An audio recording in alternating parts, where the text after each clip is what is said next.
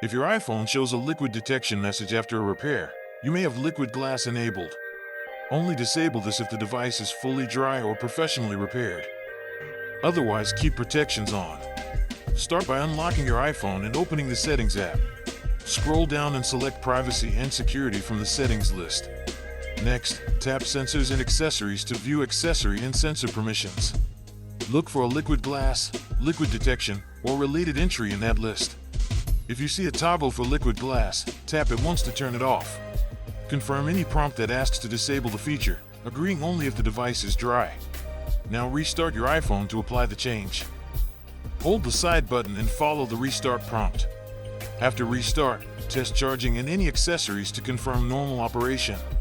If issues persist, update iOS and contact Apple support or your repair shop for help. Want to know if your iPhone is carrier locked or unlocked?